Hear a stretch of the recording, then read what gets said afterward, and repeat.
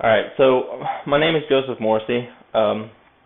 My computer right now is littered with attempted YouTube videos. I had 2 weeks off of work recently, and I wanted to start posting on YouTube, but I couldn't figure out a good way to do it. And I was attempting to relay valuable information that I have come across through Audible and YouTube primarily. I was not very successful, I don't think, but there's still a drive for me to verbalize my ideas for my own benefit. So I think I'm going to, I was inspired by a video I just watched from Jordan Peterson. I'll leave a link in the description. It's over biblical stories. I'll get into why I was watching that. But he said, he tries to work through his own ideas by trying to articulate them to others. And I've experienced that myself, and I didn't really understand that's why I want to make YouTube videos. But yeah, so this channel is going to be primarily about me expressing ideas and trying to come to terms with them. I think I'm just going to set a time limit, half an hour per video. When this goes off, I'm going to close up and leave it for the next video. I don't really have a path outlined for future videos. I'll try to find a topic and somewhat stick to the topic, but this is really just me thinking. And like I said, I'm going to go ahead and start this. Alright, so I am inspired by Jordan Peterson because that's how he says he presents in his classroom. He's a professor of psychology. Is he tries to think through his ideas in class because the topic he deals with mostly is abstract, complex, and nobody knows. Like, we can only make our best guess at what we should pull out of it as far as truth value. And yeah, I don't have time to do research and give you the factual information like I kind of wanted to, because right now I'm working on an application that is, I'm going to say, ideologically driven. I mean, it's an ideology that I feel is grounded in reality, which is why I am attached to it so much. It's libertarian ideology. Hopefully you'll stick through if you have bad views of libertarian ideology. If you don't know what it is, bear with me. We're going to go on a journey about trying to make sense of the world, and that's the direction I'm going to go with this. And like I said, it's going to be free-formed. I'm not going to... I'll leave links in the description to things I've read, things I've seen, and feel free to look in more detail about specifics, but I just want to cover the thinking through complex situations, and hopefully it'll help me understand the concepts that I have and make the application I'm trying to build, which I'm trying to build an application that is built to increase the productivity and capabilities of society. Yeah, I'm gonna say that. It's a really abstract concept, and it's hard to pin down. It's taken me 2 years to get to where I am, to where I'm actually like, yes, I need to develop this. And that's another reason for these videos. I spend almost all of my time programming. I'm a full-time programmer, and I come home and I eat dinner, which I just got done with. Now I'm going to throw in a half an hour video, probably not every day, but I'll do that, and then I'll program till about midnight and try to get to sleep. Try is the key word. Alright, so let's get into a little more, substance. So what really drove me to this type of, well, let's talk about the biblical video I was watching. I'm not religious. For most of my life, I've been anti-religious, and thanks to Jordan Peterson, I've come to understand not only I was wrong to be judgmental, but I was kind of an arrogant asshole for not considering the power of the Bible. And bear with me, I don't mean that we need to believe that the Bible holds the ultimate truth to the universe, but we do need to understand that it has been an extremely influential text for a substantial portion of human history. And the stories inside of the Bible, most historians will say that they predate the Bible, so they have lasted for an even longer amount of time throughout history, which says that they possess knowledge that helps people in some manner live their life. And let's get into why I'm watching the video, because it's like 3 hours long. I'm only going to allocate about an hour a day to YouTube while I'm eating and cooking. But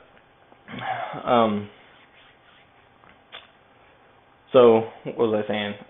Yeah, the reason I watched it, I was watching Jordan Peterson's, well, one of his other videos. I'll leave a link in the description if I can find the right one. And it was about, I don't remember what the video was about. He talked about Moses, all right? And the story I have come to think of Moses, anyway, was he was some idiot that wandered up onto a mountain and came down with a set of rules for everyone to live by. And that's what I was taught in school. I mean, that was the dumbed-down version that the not-so-intelligent advocates for religion that I have communicated with before have supplied with me. Now, Jordan is an extremely knowledgeable individual who isn't religious either. I don't think he's religious. He's definitely practical and rational, and he's approaching these stories with a rational mentality.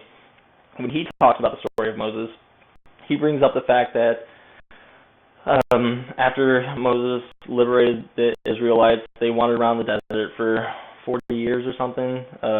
During that time, Moses was kind of like, I don't know, their omnipotent ruler. Whenever people would have disputes, they'd come to him and be like, oh, this guy did this. This guy killed my son. This guy raped my wife. My wife raped a goat. So he was dealing with all of their problems and resolving them on a one-on-one basis. Like, one problem, one conversation, one solution. So after dealing with this for an exorbitant amount of time, I think that's the right word, he goes on a walk. And on that walk, he has a realization that, which is the Ten Commandments. And the Ten Commandments were the fundamental rules that were involved in all of the conflicts that he had been mediating, moderating. He had been dealing with for the Israelite people. And now I'm 100% behind the story. I understand completely the value of that, because it's an individual who was faced with a real life problem, and he used his mind. Well, he called it a religious experience, which I'll get into that in a second, but he used his mind to come up with the fundamental aspects of reality that constitute his behavior in resolving conflicts. And that's amazing. It's finding an explanation to something, I don't know, something that's immensely complicated. And to get to the religious experience, one of the reasons I really like this story now is because I think I've kind of found the Moses of my life. it came to me, well, For New Liberty is a book by Murray Rothbard. It's the Libertarian Manifesto. It's on Audible. I'll leave a link. It's an amazing book. It's not easy to get through because it's completely factual. It's rational. It doesn't make emotional plays. It's not eventful. But you have to listen and understand the things that he is saying to understand the conclusions he's drawing from reality and from the way we should interact with one another. And the fundamental basis for all human interaction in a libertarian mindset is the non-aggression principle, which states no individual or group may engage in aggressive force against another individual or group, something like that. Basically, you can't hurt anybody or damage their property. And when I finished the book, I felt like I had an emotional experience. I felt like I had a religious experience. It's probably the closest thing I'm ever going to come to a religious experience, because I've never felt anything like that before. I actually broke down a little bit, and because it was really hard, because I've defended the United States government in arguments. I actually served in the U.S. military, not because I thought it was right. It was a means to an end. I needed to get out of my hometown and jumped on the bus. But I was like broken down. I was crying in my truck, and I'm not an emotional guy, but it was that difficult for me to accept that I had been so wrong for so long, and that my ideas are responsible for a lot of death and damage that has happened in our society. To give you an idea, I sent a text. Audible asked me to share the book, so I was like, what am I going to do? How can I share this knowledge? I'm like, well, there we go, share it. I sent to 20 of my closest friends something along the lines of, I hope I have impacted your life enough that you will consider reading or listening to this audiobook. I'm completely open to discussing the ideas that are found inside, and I have no doubt these ideas will change the world one day. It's only a matter of time. And I don't do that. I don't typically leverage my friendships to get my friends to do things. I find it manipulative, and it's something I don't like doing. I don't like manipulating people, but I was in a dark place, to say the least. Do I want to go? Yeah, let's just go where this takes us. Okay, so to hopefully squash any ideas that, well, this guy just listened to this book and then took everything for its word, that's not the case.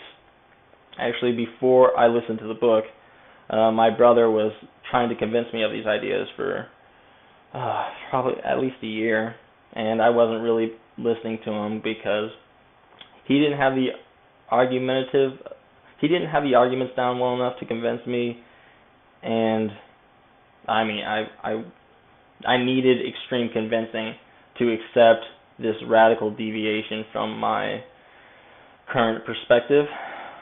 I think that's pretty good.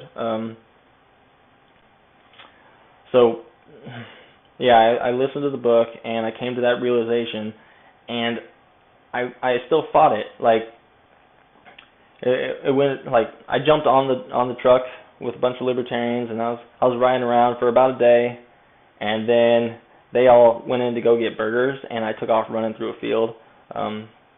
I ran straight to the Communist Manifesto, and it's because, you know, any side of an argument can convince you of their rightness.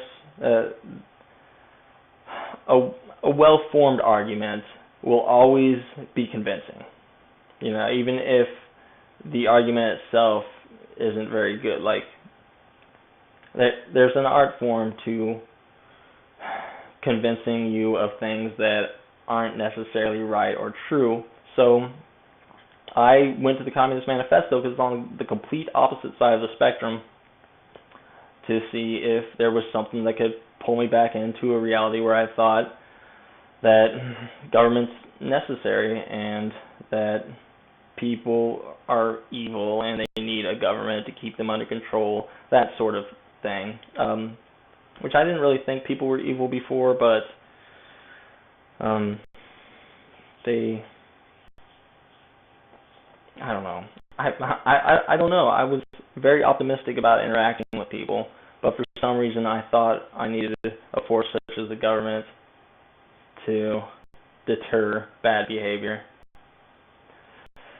Alright, so what I found in the Communist Manifesto was nothing. There's a lot of emotional ploys talking about the rich taking advantage of the poor and that the poor need to fight back. And I found this, I don't know, it's almost disgusting to me, because we're living in the complete opposite type of world right now. The poor are taking advantage of the rich. Not because the poor want to, because they live in a system where they have that ability, and if you understand economics, you go to the most economically feasible solution to your situation, which is accept money from the government. They'll point it at rich people and take their stuff. And it's not beneficial to you. It's not beneficial to the rich person. The only person that benefits from that sort of behavior is the government themselves. Because people want and need some sort of meaning in life. And when you're just stuck in a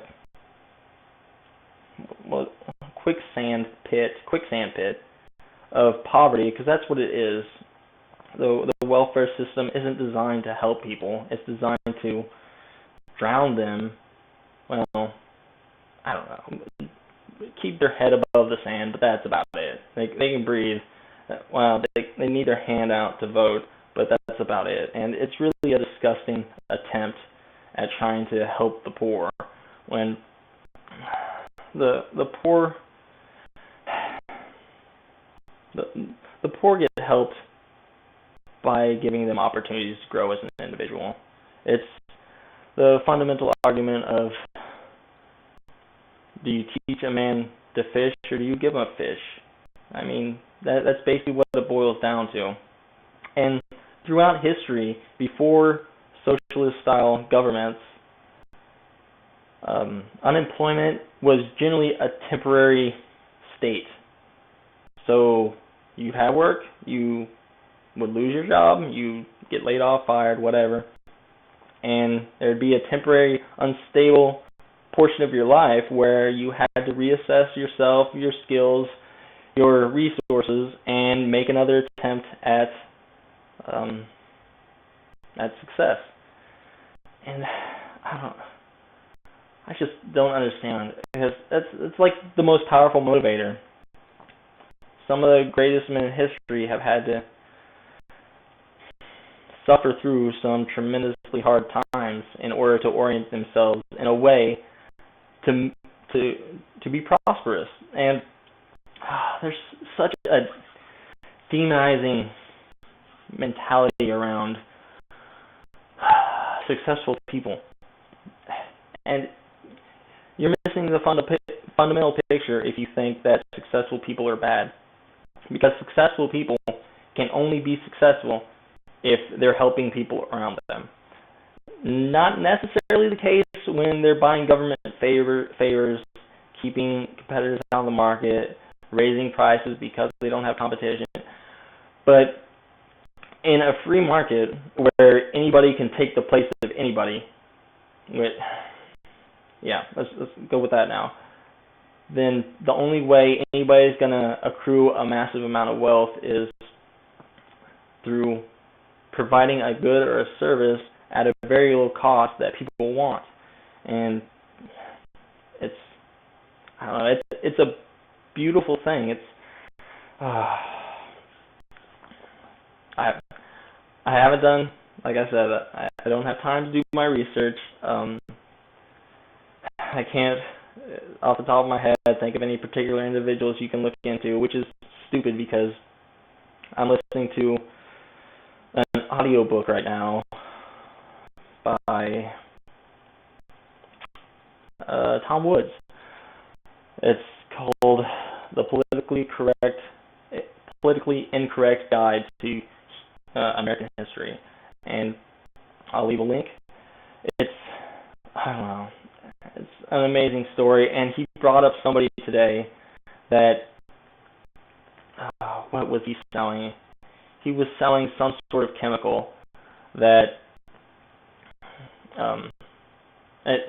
he founded a chemical company. It was really difficult to start, and he tried to, he built this empire in America. And after a while, he started selling overseas, and there was a company in Germany that threatened him, told him not to come to Europe, or else they'd run him out of business. And he said, whatever, I'm coming anyway. So he went over to Europe.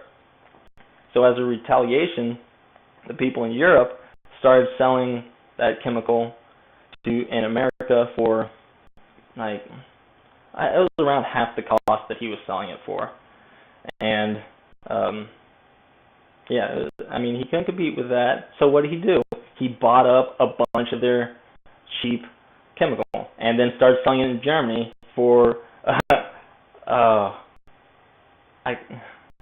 think they were selling it for 15 cents a pound in America, and he started selling it in Germany for 27 cents a pound. And the original price that he was selling at was like 40 cents or something. Anyways, he bought up all their inventory, sold it for a profit back in Germany, and they were on the verge of collapse. They cut a deal with him. They're like, all right, you stay on to Germany, and the rest of the world's free. And he's like, okay, fine, you can have Germany. I'm going to take the rest of the world. And it's just like that. We think government protects us from big businesses, but that story, I know it's a story, but it's a real story, and that is how it really works. When people rise to a level of success, they do so because they're good at what they do, and they're going to capitalize on that investment by taking out the tyrants, which was the people in Germany. Granted, he didn't take them out in Germany, so the Germans were kind of screwed, but he freed up the entire world to his product. Another book you should read, well, listen to, Atlas Shrugged. It's probably my favorite book of all time because it's non-fiction, not real, but it talks about this fight between capitalism and socialism, communism, which socialism and communism are basically the same thing, just one's more severe than the other. And it's just so good. Like, the characters in that book, the author, Ayn Rand, refers to love as an involuntary reactive virtue, which she's right by my understanding, because I fell in love with the main characters in that book because they were all virtuous. And I wish I had time to listen to it again. It's like 60 hours long.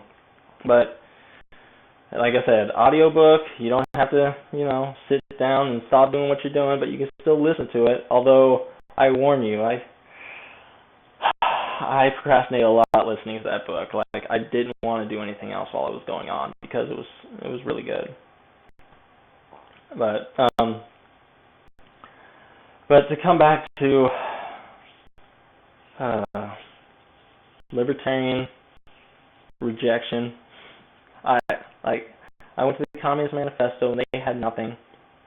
I searched for a Socialist Manifesto, which, for those of you who are unaware, socialism was coined in the Communist Manifesto as an intermediate phase from capitalism, socialism, communism. That's how it progresses.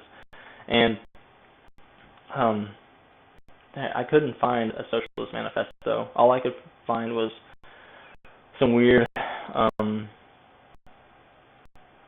papers, essays by individuals that were like, you know, they were just articles that I read through in like 10 minutes. And Murray Rothbard's book took 15 hours to listen to, and he lays it out perfectly, and his arguments are undeniable. And the other side is just like, yeah, but I feel bad. It's like, we all feel bad at times, okay? And the best way to make ourselves feel better is to find meaning in life. And you're not going to find meaning in life. Well, you can probably find meaning in life fighting for social justice, but it's really a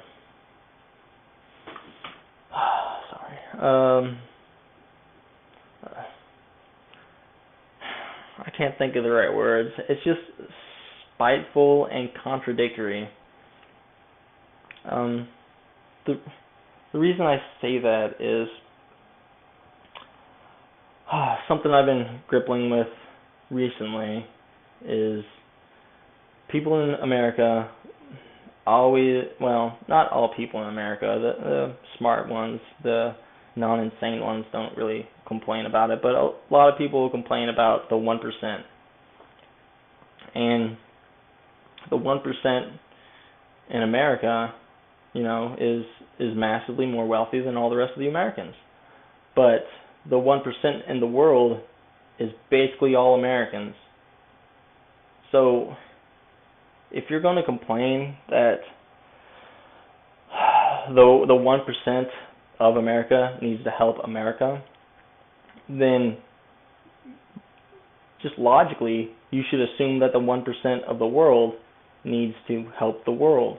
And the 1% of America is getting taxed like 50% of their income. So are you willing to cut 50% of your income to help the rest of the world? Because that's really what it boils down to. There's always going to be disparities, and most of the problems in other countries are caused by bad government institutions. I think I'm running out of time here, so I'm going to try not to get into this too much. But the concept of wealth is not money. It's not money in the slightest. Well, and you can see that because everything has been used as money, and the barter system works. And when you trade, say, this television for a laptop, if you don't have a laptop, you are more wealthy because of that. Even if you do have a laptop, maybe it's a better laptop, maybe yours is crapping out. The reason you made the trade was to benefit your life. You wouldn't have traded otherwise. So that abstract concept of making your own life better in a voluntary exchange actually makes the other person's life better as well. But it's got to be voluntary. And in government-controlled societies where they regulate and control the economy, voluntarism gets knocked out of the equation. It's extremely damaging because people complain about the healthcare system, but when I get a cold, if I want to see someone who has knowledge that might make me feel better, I have to pay for someone with an 8-year degree. And a cold isn't something someone needs an 8-year degree for. Maybe I'm just in Connecticut, which I am, and my mom's not nearby. So I need someone to play mommy, you know? It's just disgusting how they force us to pay for goods and services that we don't need by forcing people to have credentials that they don't need. And some of the greatest people in history have been self-made.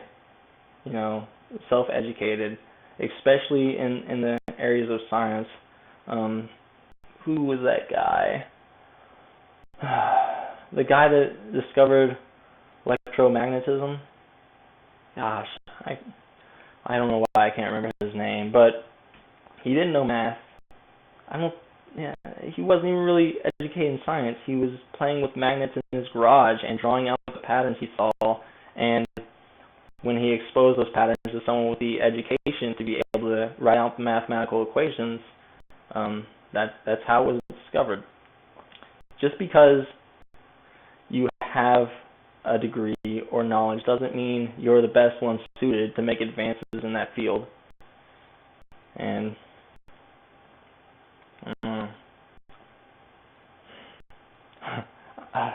I think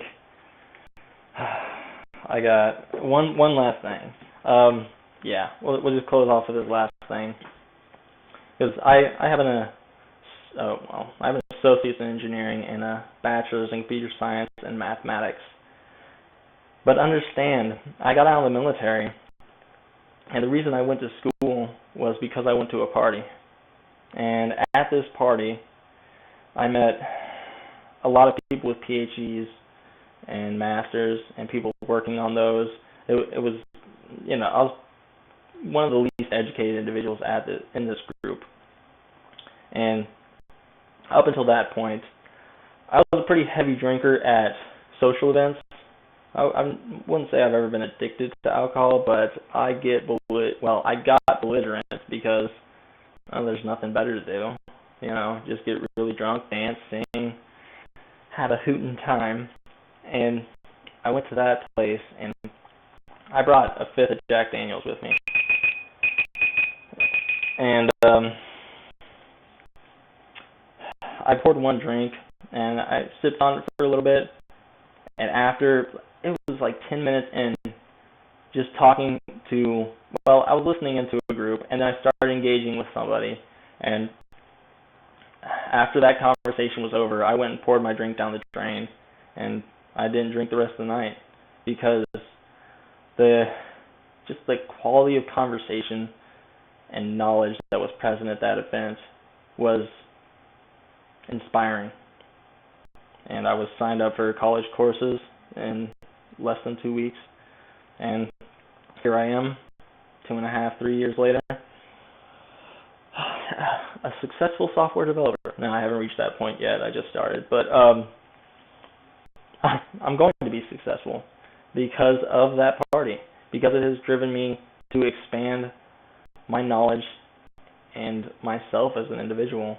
Well, a lot of that had to do with my brother. I've always thought critically about the physical world. He really got me to start thinking more critically about the more complex topics. God, I want to get into more too. But I'm going to cut it off because, yeah, half an hour is good. And I hope to see you in the next video. Like, subscribe if you want. But like I said, I'm really just working through my own ideas. I don't really have a direction for this channel, but hopefully the content is something you can enjoy. Thanks for watching.